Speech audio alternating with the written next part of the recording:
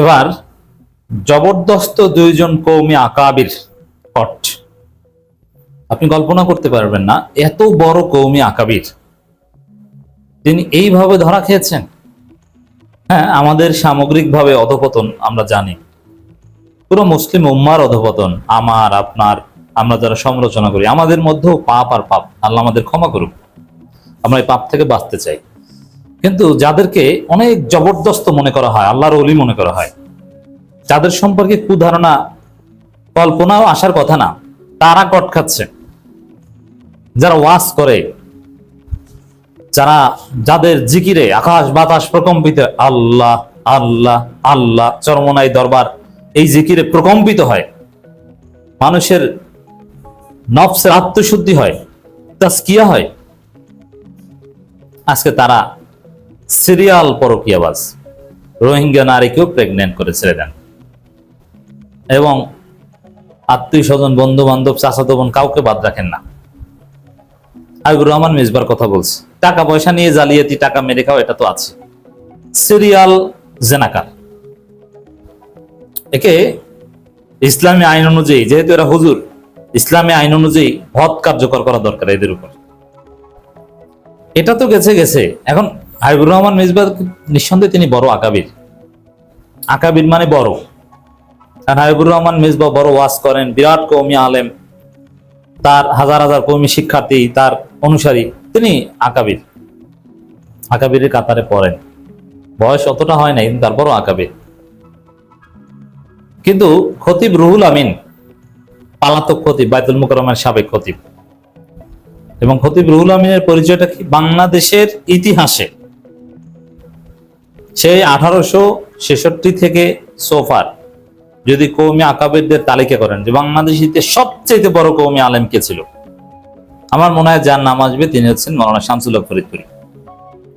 যে শামসুল হক ফরিদপুরীর ছেলে এবং এই মুহূর্তে বাংলাদেশের কওমিদের সবচেয়ে বড় আকাবির কে, এর যদি তালিকা করেন 5 জনের মধ্যে একজন হবেন সেই মুফতি রুহুল আমিন। তার সম্পর্কে খবর, মুফতি রুহুল আমিন বাইতুল মুকাররমের সাবেক খতিবের 6 মাসের কারাদণ্ড। এখন 6 মাসের কারাদণ্ড কেন, 6 বছরের কারাদণ্ড, জেলও হতে পারে। আলেম ওলামাদের জন্য জেল জুলুম এগুলো এদের ইতিহাস।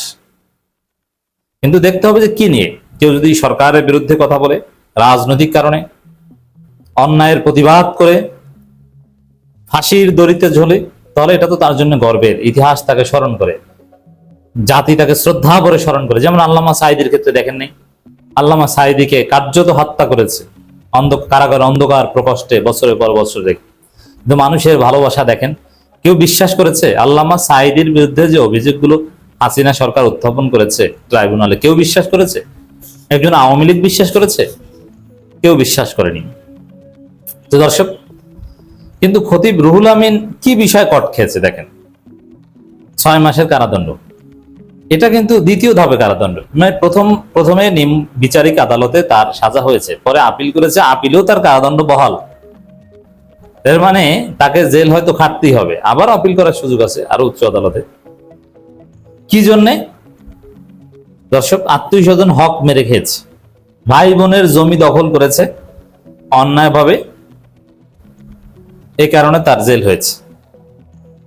কওমি আকাবির, এরা মানুষের হক সম্পর্কে কথা বলে, এরা হককুল্ল আর হককুল ইবাদের পার্থক্য বুঝায়, এরা অন্যের আকীদা খারাপ এই বিষয়ে বই লেখে, এরা আমাদের আকীদা শেখায়, আর এরা ভাই বোনের হক মেরে খেয়ে 6 মাসের কারাদণ্ড হয়। তাহলে বুঝেন এই আকাবিরদের চরিত্রটাকে। এখন হাবিবুর রহমান মিসবাদের পরকিয়া কিংবা গাজী নজরুল ইসলামের পরকিয়া, মানে ইসলামপন্থীদের এই যে বিচ্যুতি, এটা বড় অপরাধ না এই খতিব রুহুল আমিনের এই ভাই বোনের জমি দখল করে, যেটা প্রমাণিত একদম জেল খাটা? যেমন গাজী নজরুল ইসলামের ক্ষেত্রে তো এখনো তিনি ব্যাখ্যা দেন যে তার দ্বিতীয় স্ত্রী, তারপরও আমরা সমালোচনা করি। হাবিবুর রহমান মিসবা তো এখনো বলেন যে না, আমি পরকীয়া করিনি, আমি বিয়ে করেছি। বিয়ে করা তো একসাথে 4 জন পর্যন্ত স্ত্রী রাখা জায়েজ, আর আলাদা আলাদা ভাবে 50 জন হলেও সমস্যা নাই। যেমন আপনি বিয়ে করেছেন তালাক, বিয়ে করেছেন তালাক, টেকে না, এরকম করতে করতে 50 জন হলে একসাথে 4 জন ক্রস না করলেই হয়। হাবিবুর রহমান মিসবা এখনো তিনি ডিফেন্ড করেন, আত্মপক্ষ সমর্থন করেন গাজী নজরুল ইসলাম এখন আত্মপক্ষ সমর্থন করেন, ভিন্ন ব্যাখ্যা দেন, যদিও জনগণ এইসব ব্যাখ্যা গ্রহণ করে না। কিন্তু মুফতি রুহুল আমিন জবরদস্ত কওমি আকাবির, তার ক্ষেত্রে তো ব্যাখ্যা দেওয়ারই সুযোগ নেই, কারণ তার অপরাধ আদালতে প্রমাণিত। এখন একটু মন্তব্য করে জানাবেন দর্শক, পরকীয়া করে ধরা খাওয়াটা বড় অপরাধ, না ভাই বোনের জমি মেরে খাওয়া, জমি দখল করা, হক মেরে খাওয়াটা বড় অপরাধ? তো দর্শক, এটা নিয়ে আমার মনে হয় বিশ্লেষণ হতে পারে। তো এখানে আমি বলবো যে রুহুল আমিন বড় অপরাধী। ওইসব জেনাকার হাবিবুর রহমান মেজবাদের চাইতে খতিব রুহুল আমিন বড় অপরাধী, বড় কালপ্রিট। এই কারণে আমি কট শব্দটা বলেছি। বাংলাদেশে এখন কট শব্দ বললে মানুষ মনে করে যে ওই পরকীয়া, নারী, এই ধরনের কোনো বিষয় কট না। আমি এখানে যেহেতু খতিব রুহুল আমিনের অপরাধটা হাবিবুর রহমান মেজবার পরকীয়ার চাইতে জঘন্য, এই কারণে আমি এটাকে কট বলছি। তো দর্শক, এটা কেন কেন এই জিল্লতি? বাইতুল মোকাররমে নামাজ পড়তে গিয়েছেন, জনগণ তাকে ধাওয়া করে পাঠিয়ে দিয়েছে, এই গেল এক। আবার পালাতক জীবন যাপন করছেন। আবার মাঝে মাঝে কওমি আকাবির কেন বলছি, কওমিরা কিন্তু তাকে বিসর্জন দেয়নি, ফরিদউদ্দিন মাসুদকেও বিসর্জন দেয়নি। কওমি বোর্ডে এখনো খতিব রুহুল আমিন বৈঠকে অংশগ্রহণ করেন, পালাতক। তারপরও লুকিয়ে লুকিয়ে কওমি বোর্ডে এবং অন্যান্য মেইন স্ট্রিম কওমি মামুনুল হকের ভাইদের সাথে একসাথে বসেন। ফরিদউদ্দিন মাসুদ কোথায়? তিনিও এরকম কোনো না কোনো মাদ্রাসায় আছেন, সুযোগ পেলে তিনি আসবেন। তো কওমি আকাবিরদের চরিত্র কি দেখেন, ফরিদউদ্দিন মাসুদ, এই খতিব রুহুল আমিন, যে যত বড় আকাবির, প্রতিপক্ষের আকীদা নিয়ে যে যত বেশি খোঁচাখুচি করে, তার অপরাধ ততটা জঘন্য। আমরা তো এটাই দেখতে পাচ্ছি। আচ্ছা বলেন তো, অন্যের উপর জুলুম করেছে, আকীদাবাজি করেছে, আকীদা নিয়ে জুলুম করেছে, তোহমত দিয়েছে, আর এরকম কট খায় না, এরকম কেউ আছে? নাই। এই জন্য দেখবেন যে যারা ভালো আলেম, কওমিদের বেশিরভাগই ভালো, আমি কিন্তু বিচ্ছিন্ন দুই একজন নিয়ে বলছি।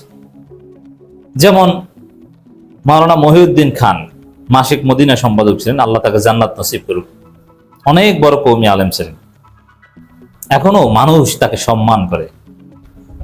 কই, মাওলানা মহিউদ্দিন খান আধুনিক লাইনেও পড়াশোনা করেছেন, কিন্তু কওমি আকাবির হিসেবে পরিচিত, ওই ঘরানার। কিন্তু কারো উপর জুলুম দেন নাই, বিরোধিতা করতেন, ইখতিলাফ করতেন, কারো উপর তোহমত দেন নাই, যার ফলে তিনি সম্মানিত। বাংলাদেশে খতিব ওবায়দুল হক, তার মতো জনপ্রিয় কওমি আকাবির খুব কম আছে।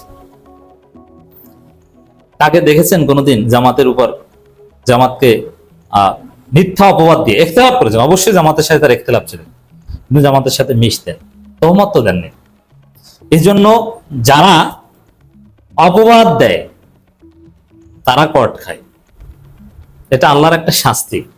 গাজী নজরুল ইসলাম, তিনিও কোনো না কোনো অপরাধ করেছেন, লিমিট ক্রস করেছেন। নইলে মানুষের মধ্যে, আমাদের মতো দুর্বল মানুষের মধ্যে ত্রুটি বিচ্যুতি আছে, কিন্তু আল্লাহ আমাদেরকে সংশোধন করার সুযোগ দেন, নীরবে নিবৃতে তওবা করে সেই অপরাধ থেকে বের হয়ে আসার সুযোগ দেন।